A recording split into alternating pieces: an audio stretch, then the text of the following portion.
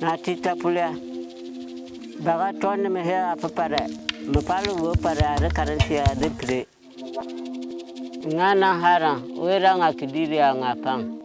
Ngachapanara, nasanga wala mambu, tima bu siakamo. Ngade ngamwa sensi china akuwisi. Mbrabu sima kakana, sin nagore.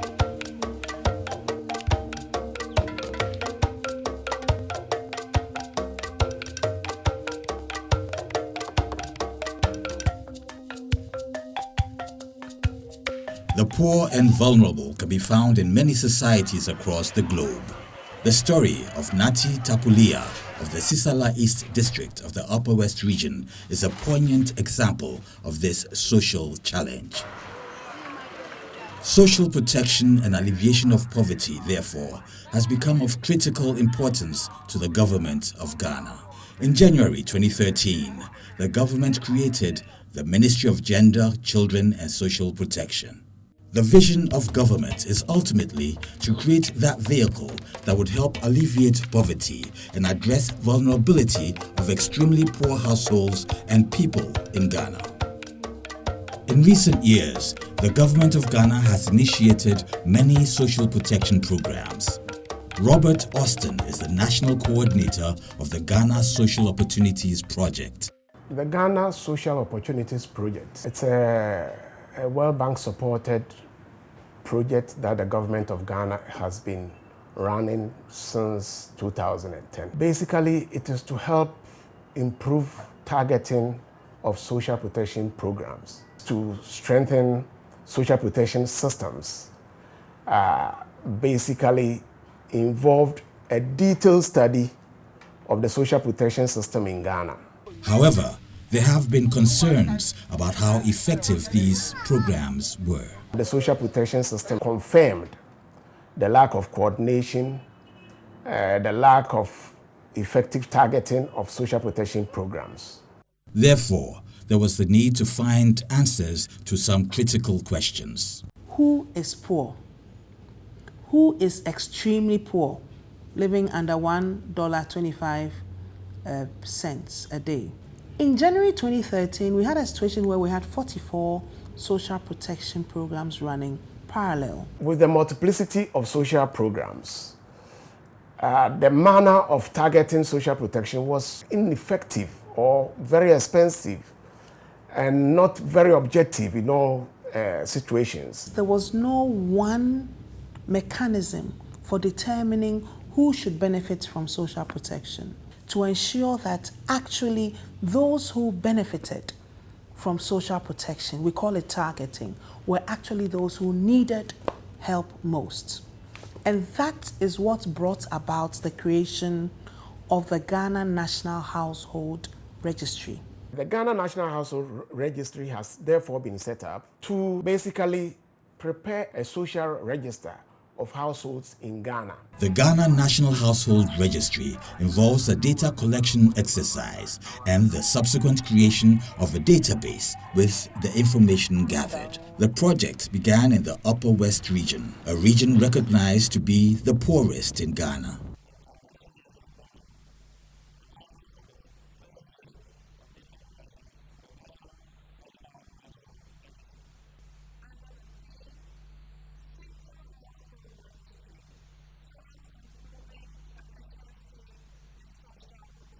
The project is utilizing the Census Approach, and this means enumerators go from house to house to collect data.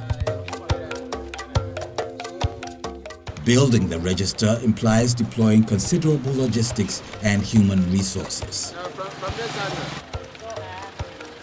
We have engaged over 300 enumerators to go through the 11 districts in the Upper West region. As such, the structure to administer it is important for its success. The exercise is headed by an operations specialist. We divided the region into 4, so we have zonal coordinators for each of the zones that we have. We have 4 zones we are running currently. Zonal coordinators have beneath them district coordinators, and then under district coordinators are supervisors. Enumerators are organized into teams, and each team is headed by a supervisor.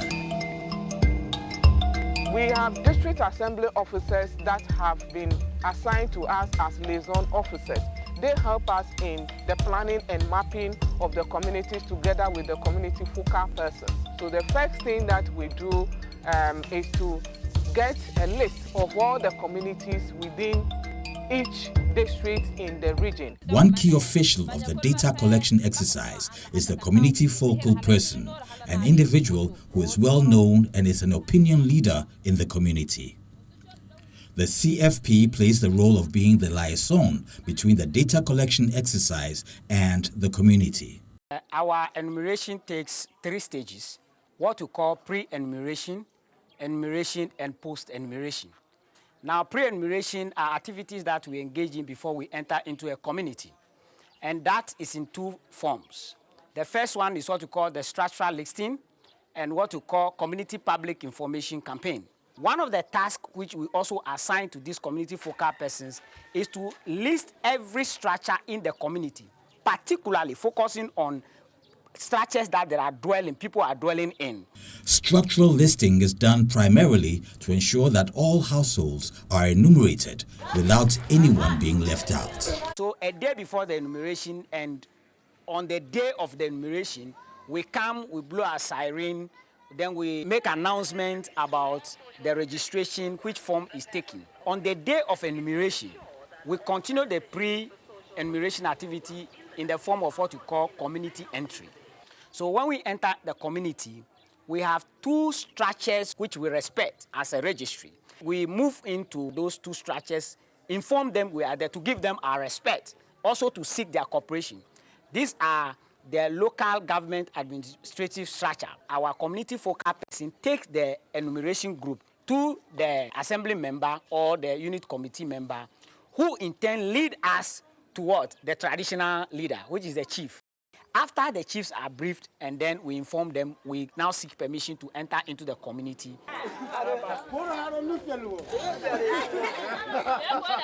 The GNHR data collection exercise is voluntary. As such, when enumerators enter a household, they seek consent before enumerating.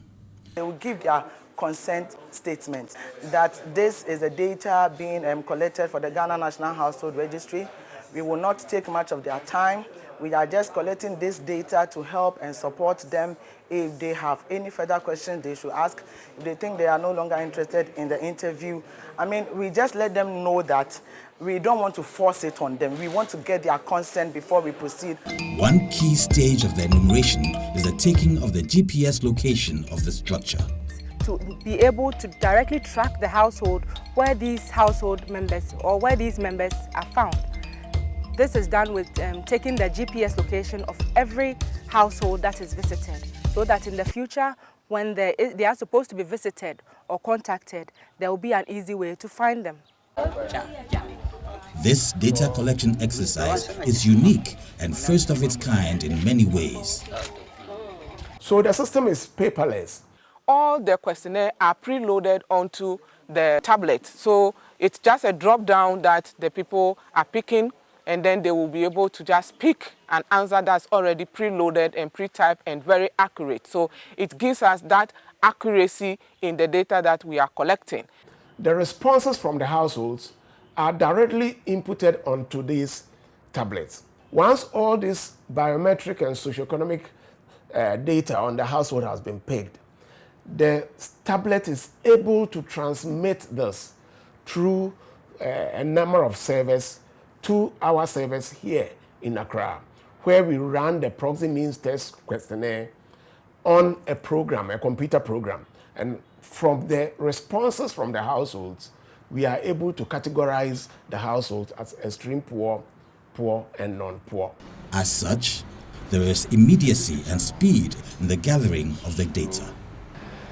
Data that would have taken them a lot of time to be flipping through papers is done on a tablet. So they go faster and don't have to skip through physical papers to get to a question. Electronic data collection also makes it so easy to analyze the data we have. As the data is coming in, we are analyzing the data that we are collecting. So we don't have to wait till the end of the whole process, which is how many months away, before analyzing a data. As the data is collected via electronic means, this eliminates human interference or error to the barest minimum. Again, these tablets are so equipped to take pictures of the household and also to pick the fingerprints of the members of the household. And biometric data is taken from all the household members except children under 15 years. So that the individuals or the individual household can be uniquely identified through the biometrics that are taken, the fingerprints and photographs in most of the cases. Because of the biometric nature of it and the data will be deduplicated, it means that if you have registered more than once, we'll be able to determine that, and then we'll register you only under one household. So it makes the process and the data we are collecting very efficient. However, one cannot eliminate error totally. How is the GNHR and its partners ensuring that the data is of the highest quality? In our validation to ensure that we are getting quality data for the GNHR exercise, we have validation at the tablet level. For example, if you are a man, a question such as, "Are you pregnant?" never comes up. So we have skipped logics that try as much as possible to handle this. The GNHR takes training of its personnel and review of its operations seriously. One critical level of quality assurance in the data collection is a comprehensive case management and updates system, which is in place to manage issues that may come up post the registration exercise. My name is Rejoice. I'm calling from the Ghana National Household Registry. These include households who may have missed out on the exercise, as well as changes in key information that may have occurred after registration. It also includes a system for maintaining a reliable and updated register in the future. The importance of public information activities to the project cannot be underestimated. We have actually developed a very comprehensive communication plan for the project. We have adopted a multi-channel approach. We focus more on the region of operation. We look at the media consumption pattern of the people of Upper West region, and we have settled on the fact that they consume radio more than any other communication channel. So we bought airtime on selected radio stations, and we place our adverts on those radio stations. We also form a communication team in the Upper West region that is made up of people who can actually talk to them in their local languages, and they also appear on radio stations to educate them on the registration exercise. The GNHR has also partnered with the Information Services Department to ensure that sensitization of the public is executed to the optimum.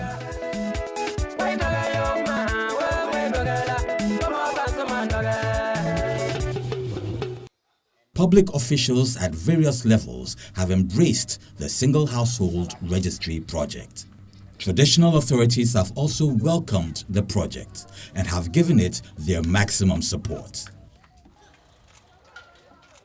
There is no doubt about the benefits of a single household registry to Ghana. It would also allow us to deepen social protection interventions for each particular household. So based on this information, we will be able to improve coordination between different social protection programs, and we'll be able to follow up on a particular household to determine the effects of the different social protection programs on the household. Ghana currently, under the social protection policy, has 5 programs that it is pursuing: the LEAP, the LIPW, and NHIS exempt category, school feeding, and capitation grants. With the Ghana National Household Register, we will now be able to follow up on an individual household and be able to determine the different types of social protection programs that would be suitable for that household.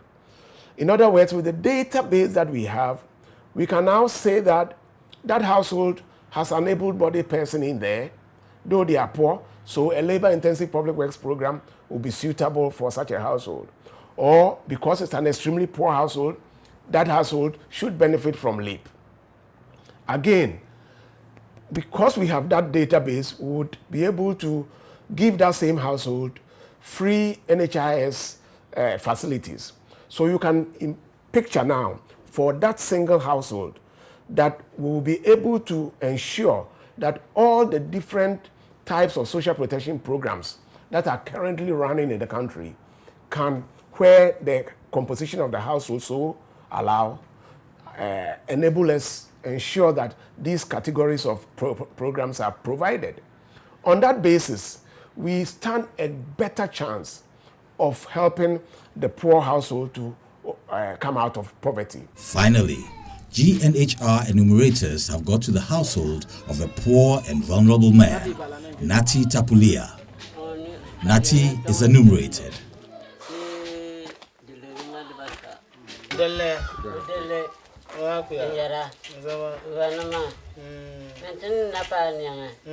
Nati Tapulia is happy that as his data has been captured, he stands the chance to benefit from social protection assistance. Perhaps very soon, life could be a lot easier for him and many others like him.